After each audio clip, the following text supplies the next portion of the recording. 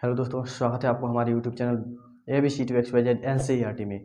तो आज की वीडियो में हम लोग पढ़ने वाले हैं संख्या एवं संख्या पद्धति, जिसको इंग्लिश में बोलते हैं नंबर्स एंड नंबर सिस्टम। तो संख्या किसे कहते हैं, सबसे पहले इसको जान लेते हैं। किसी भी चीज़ को गिनने के लिए हम जिसका प्रयोग करते हैं वो संख्या, जैसे मार्कर को गिनते हैं 1 2 3 4 5 6 7 8 9 करके, ऐसे करके गिन सकते हैं।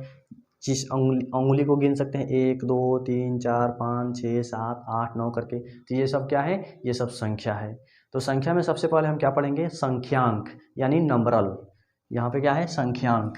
सबसे पहले जानेंगे संख्या पद्धति में किसके बारे में, संख्यांक यानी नंबरल के बारे में। ठीक है, तो संख्यांक क्या है, सबसे पहले इसको जान लेते हैं। तो आइए देखते हैं।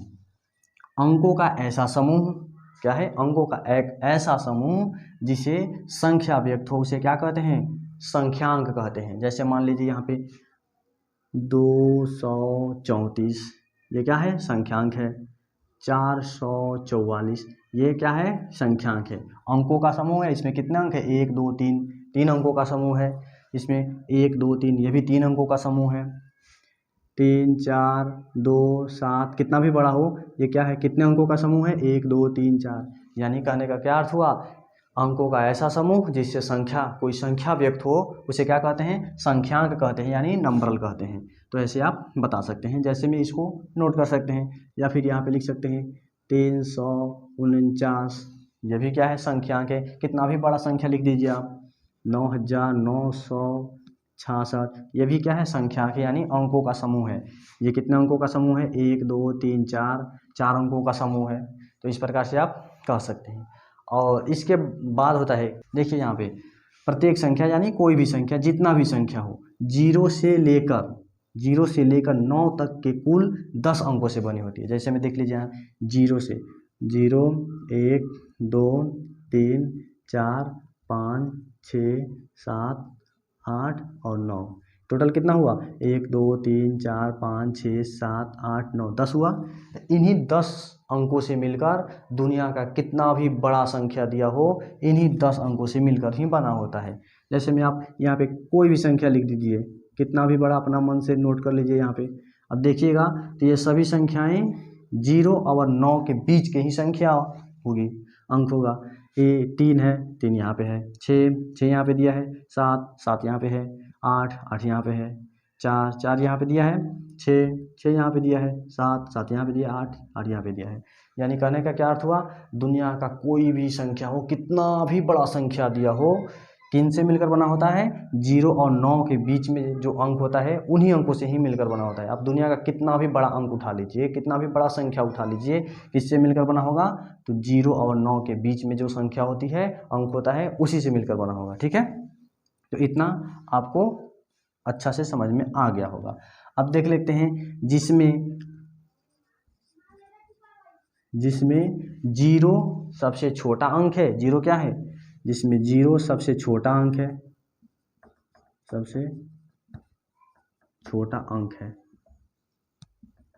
है, और 9 सबसे बड़ा अंक, 9 सबसे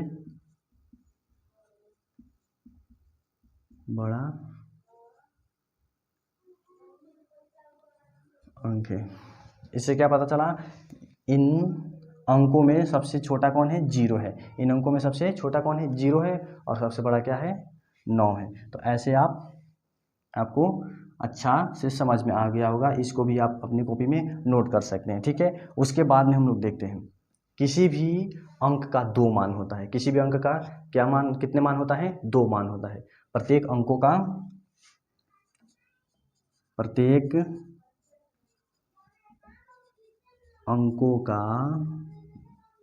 2 मान होता है, प्रत्येक अंकों का कितना मान होता है, 2 मान होता है। इसको भी स्टार देकर नोट कीजिएगा। प्रत्येक अंकों का कितना मान होता है, 2 मान होता है। पहले मान को क्या कहते हैं, वास्तविक मान, और दूसरे मान को क्या कहते हैं, स्थानीय मान, जिसके बारे में आप पहले कभी ना कभी पढ़े होंगे। लेकिन वास्तविक मान में पता नहीं आप पढ़े होंगे कि नहीं। यदि नहीं पढ़े हैं तो कोई बात नहीं, इस वीडियो में आपको अच्छा से समझाया जाएगा कि वास्तविक मान क्या है और स्थानीय मान क्या है। ठीक है, तो आइए देखते हैं। पहला क्या है, वास्तविक मान।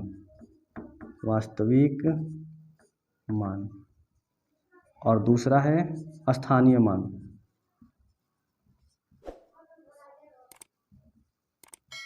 यदि आपसे कोई पूछता है किसी भी संख्या का कितना मान हो सकता है, तो क्या बोलेंगे? 2 मान हो सकता है। कौन कौन? वास्तविक मान और एक स्थानीय मान होता है। जैसे मान लीजिए यहाँ पे, जैसे में यहाँ पे एग्जाम्पल के द्वारा देते हैं,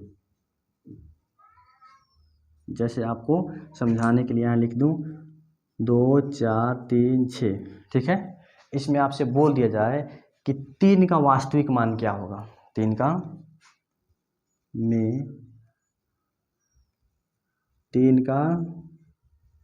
वास्तविक मान क्या है, तो कैसे निकालेंगे आप? 3 का वास्तविक मान पूछा गया है तो कैसे निकालेंगे आप? तो किसी भी संख्या का वास्तविक मान वही संख्या होता है। क्या होता है? किसी भी संख्या का वास्तविक मान वही संख्या होता है जिसके बारे में उसमें बात किया गया है। तो इसमें किसके बारे में बात किया गया है? 3 के बारे में बात किया गया है। क्या कहा गया है? 3 का वास्तविक मान क्या है? तो आंसर हो जाएगा क्या? आंसर हो जाएगा 3। यदि 4 का वास्तविक मान पूछ देगा तो क्या हो जाएगा? 4। 5 का वास्तविक मान 5, 6 का वास्तविक मान 6, 7 का वास्तविक मान क्या हो जाएगा? 7। वास्तविक मान को एक और नाम से भी जाना जाता है, जातीय मान के नाम से भी जाना जाता है। यहाँ पे आप लिख सकते हैं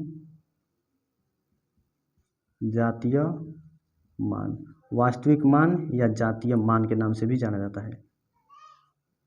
इसको वास्तविक मान और जातीय मान के नाम से भी जाना जाता है। वास्तविक मान को क्या कहते हैं? जातीय मान के भी नाम से जाना जाता है। तो यहाँ पे ये भी पूछ सकता है 3 का जातीय मान क्या है, तो क्या कहेंगे? 3 ही होगा। 9 का जातीय मान क्या होगा? 9 होगा। यानी आप एक शब्दों में जान सकते हैं कि किसी भी संख्या का वास्तविक मान या जातीय मान वही संख्या होता है। यानी 6 का वास्तविक मान या जातीय मान पूछेगा तो 6 ही हो जाएगा। उसी प्रकार से यहाँ पे 6 7 8 और 0 दे दिया हो। अब इसमें पूछा जाए 8 का वास्तविक मान या जातीय मान बताइए, तो क्या बोलेंगे? 8 ही हो जाएगा। कुछ भी नहीं करना है, क्या जिसके बारे में पूछ रहा है वास्तविक मान वही संख्या आंसर हो जाएगा। ठीक है, तो आशा करता हूँ ये आपको अच्छा से समझ में आ गया होगा। उसके बाद में होता है स्थानीय मान। स्थानीय मान का मतलब होता है कि वो कौन से स्थान पे है। यानी पूछ दिया जाए 7 का स्थानीय मान क्या है? 7, इसमें 7 का स्थानीय मान क्या है, तो क्या करेंगे? इसमें पूछा जा रहा है 7 का स्थानीय मान क्या है, तो इसका अर्थ क्या हुआ? यानी 7 कौन से स्थान पे है, कौन से स्थान पे है 7, इस संख्या में 7 कौन से स्थान पे है। तो यहाँ से गिनेंगे इकाई, दहाई, सैकड़ा, हजार। कौन से स्थान पे है? 1000वां स्थान पे है। तो क्या लिखेंगे? 7 का स्थानीय मान क्या हो जाएगा? 7। और उसके बाद में कितना अंक दिया है? 1 2 3, तो 3 जीरो लगा देंगे इस पर। तो ये हो गया 7 का स्थानीय मान कितना है? 7000। ठीक है, इस प्रकार से आप बना सकते हैं। कितना भी बड़ा बड़ा दिया हो आप वैसे ही बनाएंगे। यदि आपको स्थानीय मान और जातीय मान अच्छा से और डिटेल में समझना है तो प्लेलिस्ट में जाइए। बेसिक मैथ के नाम से एक प्लेलिस्ट है, उसमें पहला वीडियो ही स्थानीय मान और जातीय मान के बारे में बताया गया है। उसको आप अच्छा से देखिए, आपको और अच्छा से समझ में आ जाएगा। उसमें पूरा डिटेल से बताया गया है। ठीक है, यहाँ पे दे दिया गया है। यानी आपसे बोल दिया जाए 6 का स्थानीय मान क्या है, तो कैसे करेंगे? 6 का स्थानीय मान हो जाएगा 6, और 6 के बाद में कितना अंक दिया है? 1 2 3, तो यहाँ पे 3 जीरो लगा देंगे। ठीक है, यहीं पे पूछा रहता 6 का जातीय मान या वास्तविक मान क्या है, तो वही आंसर हो जाता 6। यानी जातीय मान और वास्तविक मान बोलेगा तो क्या हो जाएगा? वही संख्या हो जाएगा। लेकिन स्थानीय मान जब पूछता है तो ये देखना होता है कि वे कौन से स्थान पे है, जिस संख्या को पूछ रहा है वो कौन से स्थान पे है। इकाई, दहाई, सैकड़ा, हजार के स्थान पे, इकाई, दहाई, सैकड़ा, हजार के स्थान पे हो गया। ठीक है, तो इसको आप नोट कर लीजिए। उसके बाद आगे पढ़ेंगे। इसको मिटा रहे हैं हम। ठीक है, कॉपी में वीडियो को रोककर नोट कर लीजिए।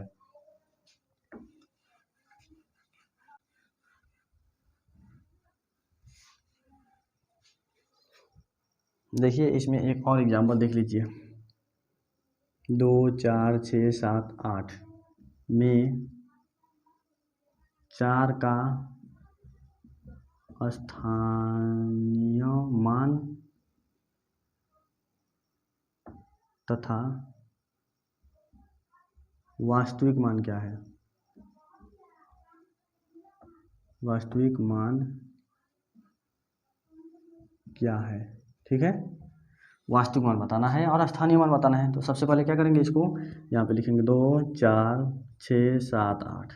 ठीक है, सबसे पहले क्या निकालना है, स्थानीय मान निकालना है। तो स्थानीय मान निकालने के लिए क्या करेंगे, 4 का स्थानीय मान निकालना है तो 4 से ऐसे खींचेंगे, यहाँ पे लिख देंगे 4, पहला काम हो गया। उसके बाद में काउंट करना है, इसके बाद में कितना अंक दिया है 1 2 3, तो यहाँ पे 3 जीरो लगा देंगे। ठीक है, कहीं कहीं पे आपको किताब में ऐसे देखने को मिलेगा 2 4 6 7 8। ठीक है, अब क्या करेगा, यहाँ पे लिख देगा 4, उसके बाद में यहाँ पे गुना करेगा, 1 लगा देगा। उसके बाद में कितना अंक दिया है 1 2 3, तो यहाँ पे 3 जीरो देना पड़ेगा। और उसके बाद में जब गुना करेंगे तो कितना आएगा, उतना ही आ जाएगा। कितना, 1000 में 4 से गुना करेंगे तो 4000। तो देखिए ऐसे बनाइएगा तो भी इतना ही आ रहा है, या ऐसे बनाइएगा तो भी उतना ही आ रहा है। तो आपको टेंशन लेने की कोई बात नहीं है, आप दोनों तरीका में से किसी भी तरीका से बना सकते हैं, किसी भी मेथड से बना सकते हैं। अब है क्या, वास्तविक मान निकालना है। वास्तविक मान, वास्तविक मान, वास्तविक मान क्या हो जाएगा, तो 4 का वास्तविक मान क्या होता है, 4 ही होता है।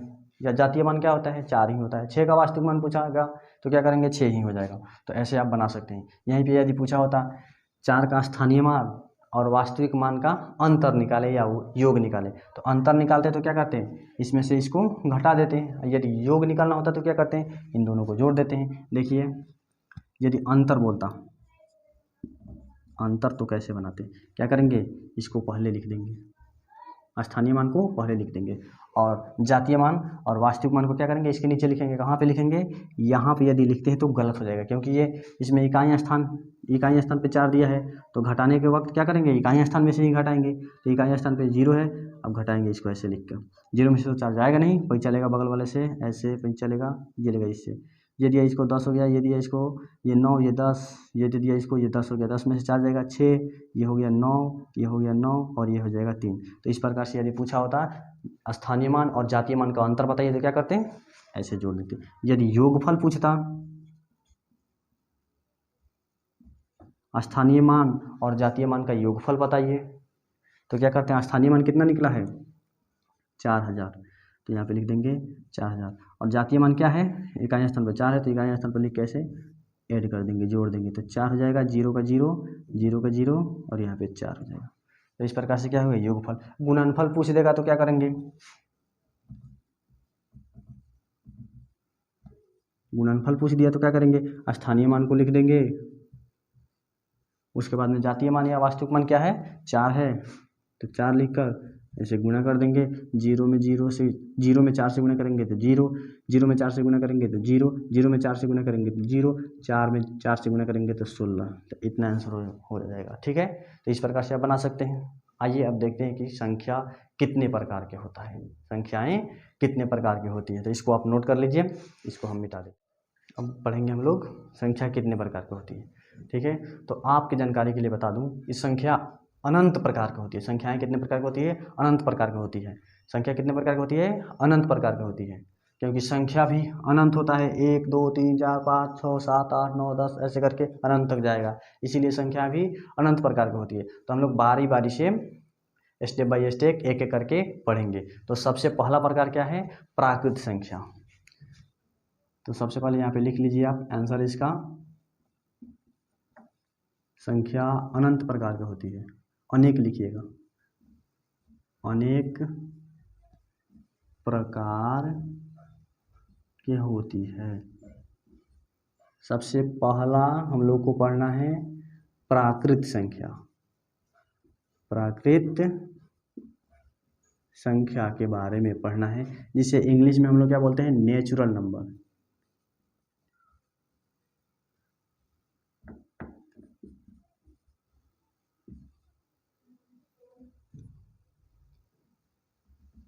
नेचुरल नंबर्स के बारे में पढ़ना है। पहला क्या है, नेचुरल नंबर्स यानी प्राकृतिक संख्या के बारे में पढ़ना है हम लोगों को। तो आइए जानते हैं प्राकृतिक संख्या क्या है। तो प्राकृतिक संख्या किसी भी वस्तु को गिनने के लिए जिस संख्याओं का प्रयोग करते हैं उसे क्या कहते हैं, प्राकृतिक संख्या। ये एक तरीका ये हो गया। दूसरे तरीका, 1 से लेकर अनंत तक के संख्याओं को क्या बोलते हैं, प्राकृतिक संख्या कहते हैं। तो आप लिख सकते हैं, दोनों में से कोई भी परिभाषा लिख सकते हैं इसको। 1 से लेकर अनंत अनंत तक की संख्याओं को संख्याओं को हम प्राकृत संख्या कहते हैं, प्राकृत संख्या कहते हैं। जैसे में आप 1 से शुरू कीजिए, 1 2 3 4 5 6 ऐसे करके 999 और आगे बढ़ते जाइए 1000 ऐसे करके कहाँ तक चला जाएगा ये? अनंत तक। कोई पूछेगा कि प्राकृत संख्याओं का अंत कहाँ होता है, तो अंत नहीं होता। ये कहाँ तक जाती है? अनंत तक जाती है। लिखते लिखते लिखते लिखते हम लोग थक जाएंगे, लेकिन इसका अंत नहीं होगा। ठीक है, तो आपको अच्छा से समझ में आ गया होगा।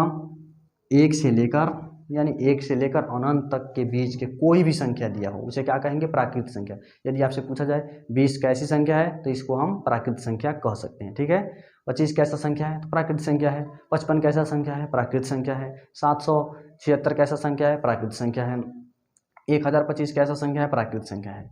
तो कहने का अर्थ हुआ यानी 1 से लेकर अनंत तक के बीच की कोई भी संख्या दिया गया हो तो उसे हम क्या कहेंगे? प्राकृत संख्या कहेंगे। ठीक है, तो इसको ध्यान में रखिएगा। आपसे ये भी पूछा जा सकता है कि सबसे छोटा प्राकृत संख्या कौन है। आपसे ये भी पूछा जा सकता है कभी कभी कि सबसे छोटा प्राकृत संख्या क्या है, तो आप देख के बता सकते हैं। आपको याद होगा कि 1 से लेकर अनंत तक शुरू कहाँ से हो रहा है? 1 से हो रहा है, तो सबसे छोटा प्राकृत संख्या कौन हुआ? 1 हुआ। लेकिन यदि यहाँ पे यह पूछा जाता कि सबसे बड़ा प्राकृत संख्या क्या है, तो सबसे बड़ा प्राकृत संख्या को ज्ञात करना संभव नहीं है। ठीक है, तो आप ऐसे बता सकते हैं कि सबसे बड़ा संख्या को हम लोग ज्ञात नहीं कर सकते हैं, क्योंकि जितना बोलेंगे उससे आगे भी संख्या होता है। मान लीजिए हम बोल दिए 1 करोड़, 1 करोड़ के आगे भी संख्या होता है। 1 करोड़ 1, 1 करोड़ 2, महासंख्य बोल दिए, महासंख्य के आगे भी संख्या होता है। तो ऐसे हम कह सकते हैं कि सबसे बड़ा प्राकृत संख्या ज्ञात करना क्या है? संभव नहीं है, असंभव है। ठीक है, तो यहाँ पे नोट कर सकते हैं। 1 को सबसे छोटा प्राकृत संख्या कहते हैं, प्राकृत संख्या कहते हैं। लेकिन सबसे बड़ा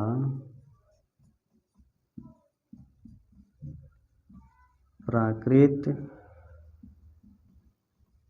संख्या ज्ञात करना संभव नहीं है।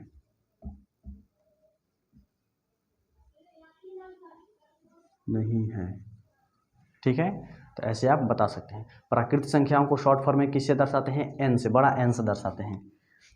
किससे दर्शाते हैं? बड़ा n से दर्शाते हैं। जैसे यहाँ पे दिया गया हो